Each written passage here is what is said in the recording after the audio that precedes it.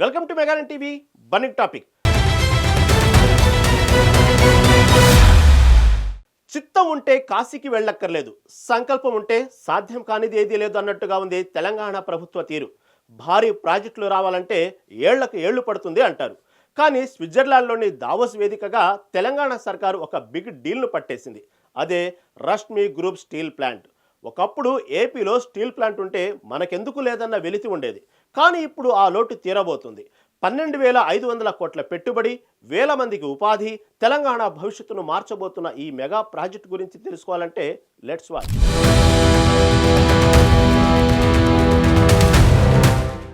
ఎక్కడి దావోస్, ఎక్కడి తెలంగాణ.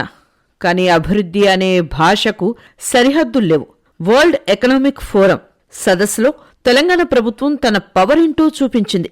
రష్మి గ్రూప్ ప్రతినిధులతో నిర్వహించిన చర్చలు సఫలమై అవగాహన ఒప్పందం కుదిరింది. అంటే సగం విజయం సాధించినట్టే. కానీ ఇక్కడే అసలైన సవాల్ మొదలవుతుంది. ఈ ఎంఓయూని కార్యరూపంలోకి తెచ్చి గ్రౌండ్ లెవెల్లో పనులు మొదలయ్యేలా ప్రభుత్వం నిరంతరం ఫాలోఅప్ చేయాల్సి ఉంటుంది.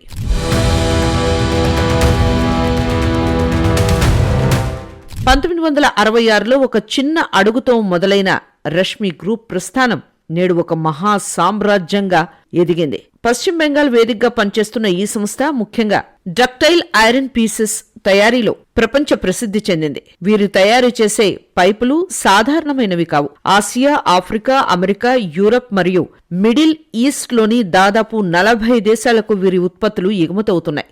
బిల్లెట్స్, స్పాంజ్ ఐరన్, టీఎంటీ బార్లు, పవర్, సిమెంట్ రంగాల్లో వీరికి తిరుగులేని అనుభవం ఉంది.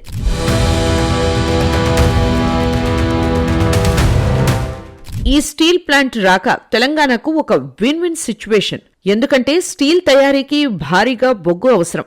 మన దగ్గర ఉన్న సింగరేణి కాలరీస్ నుండి ఈ బొగ్గును సరఫరా చేస్తే అటు కంపెనీకి ట్రాన్స్పోర్ట్ ఖర్చు తగ్గుతుంది, ఇటు మన ప్రభుత్వ సంస్థకు భారీ ఆఫర్లు వస్తాయి. ఇది తెలంగాణ ఆర్థిక వ్యవస్థకు ఒక టర్బో ఇంజిన్ లాంటిది. అయితే దీనికోసం భారీగా భూసేకరణ చేయాల్సి ఉంటుంది. ముందు వెనక చూసి అడుగులు వేయాలి అన్నట్లుగా స్థానికులకు ఎలాంటి ఇబ్బంది కలగకుండా వారిని ఒప్పించి భూములను సేకరించడం ప్రభుత్వానికి ఒక పెద్ద యాసిడ్ టెస్ట్ అని చెప్పాలి.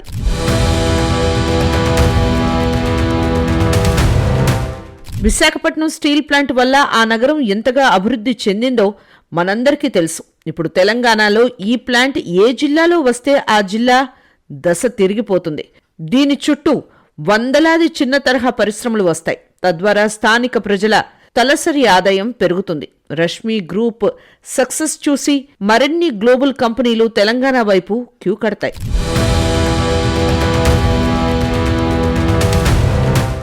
భారీ పారిశ్రామిక దిగ్గజమైన రష్మి గ్రూపు తెలంగాణలో 12,500 కోట్లతో స్టీల్ ప్లాంట్ ఏర్పాటు కోసం అవగాహన ఒప్పందం కుదుర్చుకుంది. ఇది తెలంగాణకు శుభవార్తే.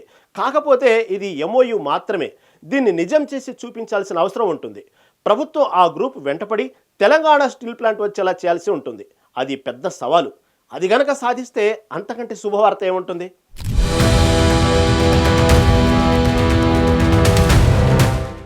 అగ్రికల్చర్ నుంచి ఐటీ వరకు దూసుకుపోతున్న తెలంగాణ ఇప్పుడు భారీ పరిశ్రమల హబ్గా మారుతోంది. మాటల్లో కాకుండా చేతల్లో చూపిస్తూ సుమారు 12,500 కోట్ల రూపాయల భారీ పెట్టుబడితో ఒక మెగా స్టీల్ ప్లాంట్ ఏర్పాటుకు రంగం సిద్ధమవుతోంది. తెలంగాణ పారిశ్రామిక ముఖ చిత్రాన్ని మార్చే విధంగా ఈ భారీ స్టీల్ ప్లాంట్ ను ప్లాన్ చేశారు. ఈ ప్రాజెక్టు అంచనా వ్యయం 12,500 కోట్లు. ఇది రాష్ట్ర ఆర్థిక వ్యవస్థకు పెద్ద బూస్ట్ ఇవ్వనుంది. ఈ కంపెనీ ద్వారా ప్రత్యక్షంగా మరియు పరోక్షంగా దాదాపు 12,000 మందికి ఉద్యోగ అవకాశాలు లభిస్తాయని అంచనా. నిరుద్యోగులకు ఇది ఒక గొప్ప ఆశాకిరణం. ఇది కేవలం సాధారణ స్టీల్ ప్లాంట్ కాదు, పర్యావరణానికి హాని తగ్గించే విధంగా గ్రీన్ టెక్నాలజీకి పెద్దపీట వేస్తున్నారు.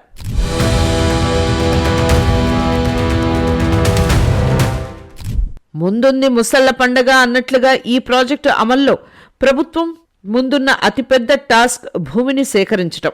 ఇంత భారీ స్థాయి ప్లాంట్ ఏర్పాటుకు 1000 ఎకరాల భూమి అవసరం. తెలంగాణలో పారిశ్రామిక అవసరాల కోసం ఇంత పెద్ద మొత్తంలో భూమిని గుర్తించటం ఒక కత్తి మీద సాము లాంటిది. ప్రాజెక్టు మొదలైన తర్వాత గొడవలు రాకుండా ఉండాలంటే ముందుగానే స్థానికులను ఒప్పించటం చాలా ముఖ్యం.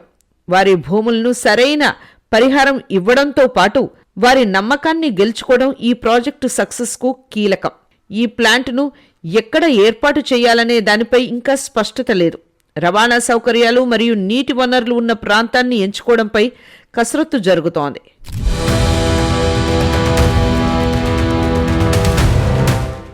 ఈ ప్రాజెక్టుకు ఉన్న అతిపెద్ద plus point Singareni calories. Steel తయారీలో బొగ్గు అత్యంత కీలకమైన ఇంధనం. ఈ ప్లాంట్ సింగరేణి నుంచి భారీ ఎత్తున బొగ్గును కొనుగోలు చేస్తుంది. దీనివల్ల రవాణా ఖర్చులు తగ్గడమే కాకుండా సింగరేణి సంస్థకు భారీ ఆదాయం చేకూరుతుంది. స్థానికంగా లభించే వనరులను వాడుకోవటం వల్ల ప్రాజెక్టు వ్యయం తగ్గుతుంది. దూరపు కొండలు నునుపు అని కాకుండా మన దగ్గర ఉన్న వనరులే సమర్థవంతంగా వాడుకోవటం వల్ల అటు కంపెనీకి ఇటు ప్రభుత్వానికి లాభం. ఈ ప్రాజెక్టు కేవలం ఇనుమును ఉత్పత్తి చేయడం మాత్రమే కాదు, వేల కుటుంబాలకు ఉపాధిని ఇచ్చే ఒక ఎకనామిక్ ఇంజన్. పర్యావరణ హితమైన టెక్నాలజీని వాడటం ద్వారా పారిశ్రామిక కాలుష్యాన్ని తగ్గించే సరికొత్త ప్రయోగానికి ఈ కంపెనీ నాంది పలకబోతోంది. భూసేకరణ విషయంలో ప్రభుత్వం ఎంత పారదర్శకంగా వ్యవహరిస్తుందనే దానిపైనే ఈ ప్రాజెక్టు భవిష్యత్తు ఆధారపడి ఉంది.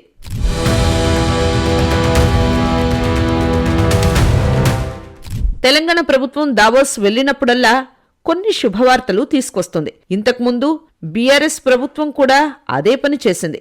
తెలంగాణను పారిశ్రామికంగా దూసుకెళ్లేలా చేసింది. ఇప్పుడు కాంగ్రెస్ ప్రభుత్వం కూడా అదే చేస్తోంది. ఇలా పాలకులు మారినా అందరూ తెలంగాణ అభివృద్ధి దిశగా ఆలోచించడం మంచి అంశం. దీనివల్ల తెలంగాణ డెవలప్ అవుతుంది. దేశంలోనే బెస్ట్ స్టేట్స్లో ఒకటిగా నిలుస్తుంది. కొన్ని రంగాల్లో టాప్ ప్లేస్లో ఉండగలదు. ఈ స్టీల్ ప్లాంట్ తెలంగాణకు ఒక అద్భుతమైన అవకాశం. భూసేకరణ సవాళ్లను అధిగమించి స్థానికుల మద్దతుతో ఈ ప్రాజెక్టు పట్టాలెక్కితే రాష్ట్ర పారిశ్రామిక రంగంలో ఇదొక మైలురాయిగా నిలుస్తుంది.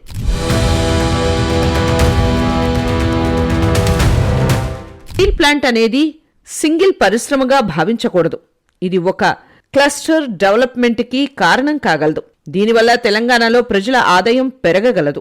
అంతేకాదు, దీన్ని చూసి మరిన్ని కంపెనీలు తెలంగాణకి రాగలవు. ఇప్పుడు విశాఖ ఎలా పారిశ్రామికంగా దూసుకెళ్తుందో అలా ఈ పరిశ్రమ ఏ జిల్లాలో వస్తే ఆ జిల్లా, ఆ చుట్టుపక్కల పారిశ్రామిక ప్రగతి వేగంగా రాగలదు. మరి ప్రభుత్వం ఏ జిల్లాకి ఆ ఛాన్స్ ఇస్తుందో చూడాలి.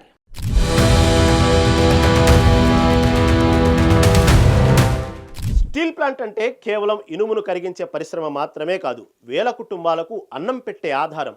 ప్రభుత్వం ఈ ప్రాజెక్టును ఎంత వేగంగా గ్రౌండ్ ఫ్లోర్కు తీసుకొస్తుందో వేచి చూడాలి. ఏది ఏమైనా రష్మి గ్రూప్ రాకతో తెలంగాణ పారిశ్రామిక రణం మరింత జోరందుకుంది.